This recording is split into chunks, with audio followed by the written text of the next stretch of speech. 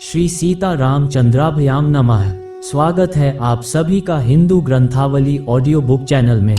12वां सर्ग, राजा का ऋषियों से यज्ञ कराने के लिए प्रस्ताव। ऋषियों का राजा को और राजा का मंत्रियों को यज्ञ की आवश्यक तैयारी करने के लिए आदेश देना। तदनंतर बहुत समय बीत जाने के पश्चात कोई परम मनोहर दोषरहित समय प्राप्त हुआ।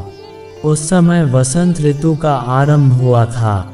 राजा दशरथ ने उसी शुभ समय यज्ञ आरंभ करने का विचार किया।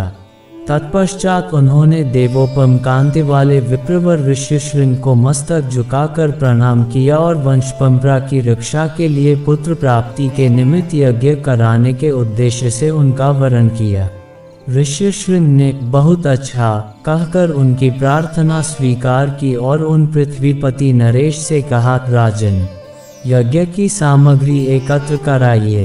भूमंडल में भ्रमण के लिए आपका यज्ञ संबंधी यश छोड़ा जाए और सरयू के उत्तर तट पर यज्ञ भूमि का निर्माण किया जाए।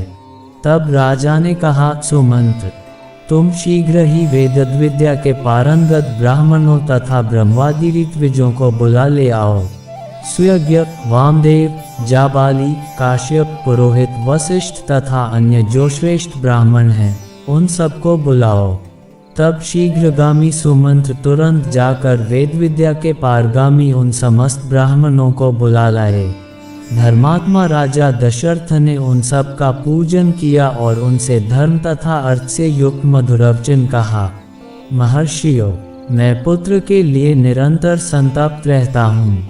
उसके बिना इस राज्य आदि से भी मुझे सुख नहीं मिलता है।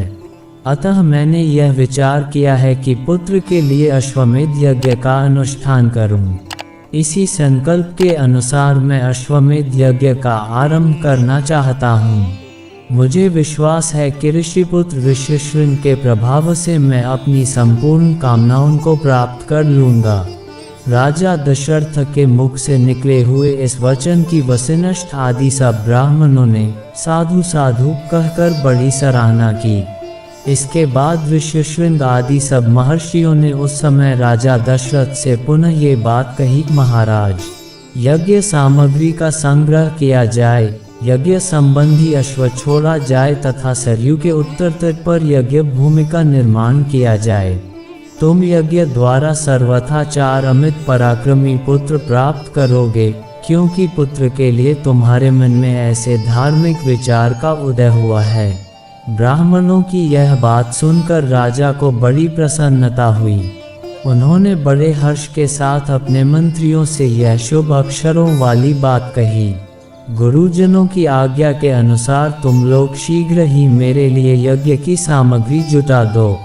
शक्तिशाली वीरों के संरक्षण में यज्ञीय अश्व छोड़ा जाए और उसके साथ प्रधान ऋत्विज भी रहें। सरयू के उत्तर तट पर यज्ञ भूमि का निर्माण हो। शास्त्रोक्त विधि के अनुसार क्रमशः शांति कर्म, पुण्याहवाचन आदि का विस्तार पूर्वक अनुष्ठान किया जाए, जिससे विघ्नों का निवारण हो। यदि इस श्रेष्ठ यज्ञ में कष्टप्रद अपराध बन जाने का भय न हो तो सभी राजा इसका संपादन कर सकते हैं, परंतु ऐसा होना कठिन है, क्योंकि ये विद्वान ब्रह्मराक्षस यज्ञ में विघ्न डालने के लिए छिद्र ढूंढा करते हैं। विधिहीन यज्ञ का अनुष्ठान करने वाला यज्ञमान तत्काल नष्ट हो जाता है। अतः मेरा ये यज्ञ जिस तरह विधिपूर्वक संपूर्ण हो सके वैसा उपाय किया जाए। तुम सब लोग ऐसे साधन प्रस्तुत करने में समर्थ हो। तब बहुत अच्छा कहकर सभी मंत्रियों ने राजराजेश्वर दशरथ के उस कथन का आदर किया और उनकी आज्ञा के अनुसार सारी व्यवस्था की। तत्पश्चात उन ब्राह्मणों ने भी धर्मज्ञ नृपश्रेष्ठ दशरथ की प्रशंसा की और उनकी आज्ञा पाकर सब जैसे आए थे वैसे ही फिर चले गए।